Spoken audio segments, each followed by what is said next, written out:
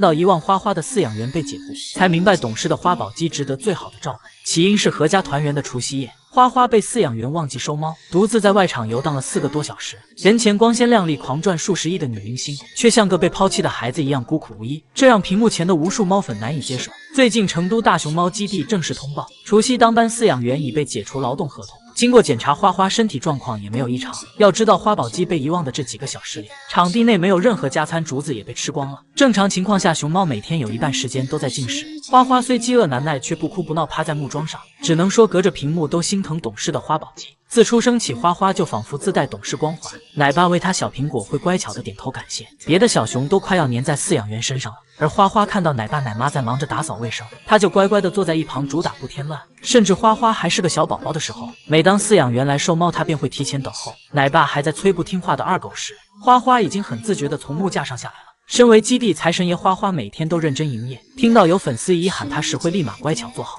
面带微笑，主动伸手跟对方打招呼。哪怕生病不舒服，花花仍挣扎着继续营业。最后终于虚弱到站不稳，摔倒在木架上。别的小熊使出800个心眼抗拒吃药，哪怕塞在小苹果里也会嫌弃的吐出来。可当谭爷爷来给花花喂药时，花宝鸡听话的抬头张嘴，乖乖喝掉。这么温顺的小熊怎能不让人喜爱？因此，当谭爷爷得知宝贝孙女受了委屈，连夜从北京赶回基地，连家都没回，懂事的花宝鸡这才卸下坚强的外壳，委屈地抱住爷爷的腿，诉说难过。谭爷爷常说对所有小熊一视同仁，但别的熊猫吃苹果直接给一整个，而花花的那份却去壳切成薄片。甚至女明星闹小脾气不肯出来时，谭爷爷满脸宠溺，主动上前喂她吃。花花也会等爷爷的手抽走后才咀嚼。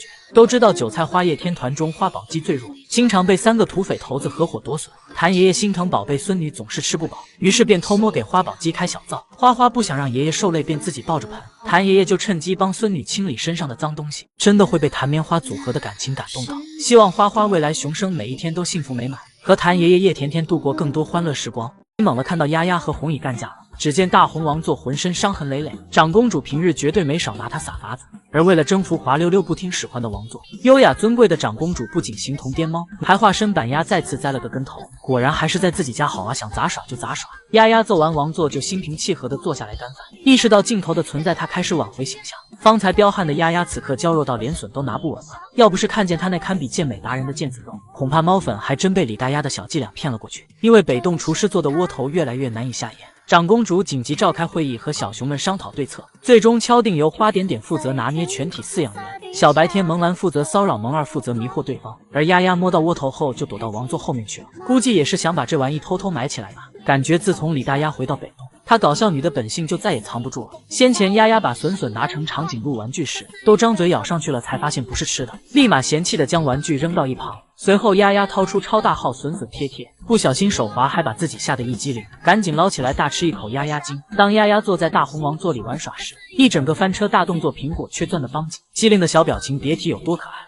好险差点在全国两脚兽面前丢脸。看到丫丫返老还童，活泼的像妙龄少女，真的要感谢北洞饲养员的细心照料。但在孟菲斯过惯苦日子的长公主，早就养成勤俭节约的习惯，因此丫丫吃饭时细嚼慢咽，格外珍惜。只见她把一根长竹子撕成小条，然后牢牢抓在手里，生怕掉在地上。看到这奶爸更加坚定地采用竹海公式，每天都不用长公主催，场内就摆满了食物。鸭宝逐渐放开自我，很快小饭桌上就落满了笋皮，并且用实力证明吃素也容易长胖。其他小熊有的丰容玩具，鸭宝也一个不落。胖大海熬夜编的鸡笼就放到了长公主院里，并且还有不少萌兰同款玩具以及铁王座。看样子鸭宝尝试过踩着红蚁越狱了。奶爸专门用铁链把王座给拴在木架旁，果然一回到家就容易放飞自我。相信这才是我们国宝该有的精神样貌。希望丫丫越来越好，健康快乐每一天。消息，福宝要和小奇迹做邻居了。据央视报道，福宝将于4月初回国，并证实了他将入住神树坪的消息。相信无数猫粉悬着的心终于落下了。神树坪基地风景秀丽，依山傍水，并且气候宜人，非常适合熊猫居住。福宝来到这必然能生活得非常开心。宋爷爷眼看离别的日子越来越近，他一反常态做了5桶牙刷送给孙女，每个牙刷都暖心刻上了福宝名字。不敢想象宋爷爷制作时内心该有多不舍。虽然无法改变福宝回国的事实，但爷爷们会努力不留下遗憾。下雪后，两人同时出现在外场，最后一次陪最爱的大孙女玩雪。江爷爷还给福宝净身投喂胡萝卜，福猪猪手里的窝头顿时不香了，拿起胡萝卜大快朵颐。看来福猪猪对胡萝卜依旧爱得无法自拔。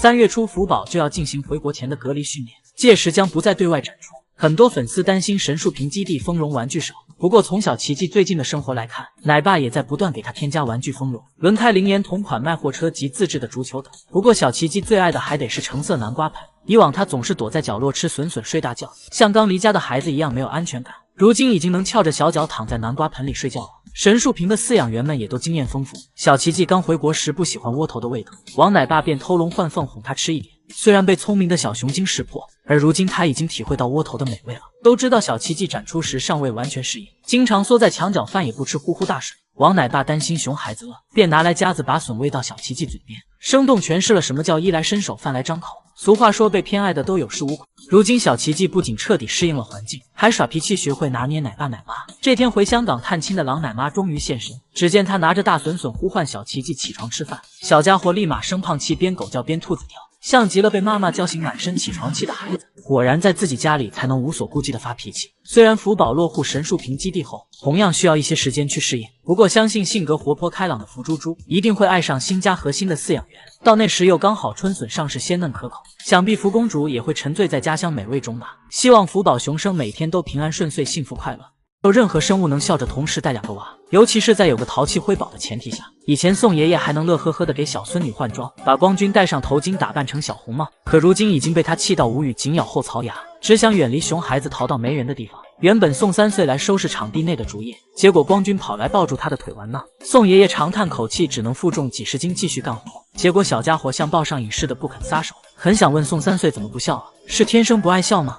之前带2娃时别提有多开心了，每天变着法陪瑞宝、辉宝玩耍，哄娃睡觉，跟娃跳舞，花样频出。但时间一久，光君就越来越调皮。有时宋3岁正在认真打扫卫生，突然就被光君抱住大腿，被迫负重，以至于宋3岁进场都得偷摸跑过去，生怕被粘人经光君看到。相比之下，江爷爷带的瑞宝就乖巧很多。小田瑞一看到爷爷就忍不住黏着他，站起来和对方甜甜对视，可爱的不行。江爷爷被哄得露出了久违的笑容，并且当爷爷忙着收拾爱宝吃剩的竹子时，瑞宝就枕着手臂趴在一旁乖巧的等着。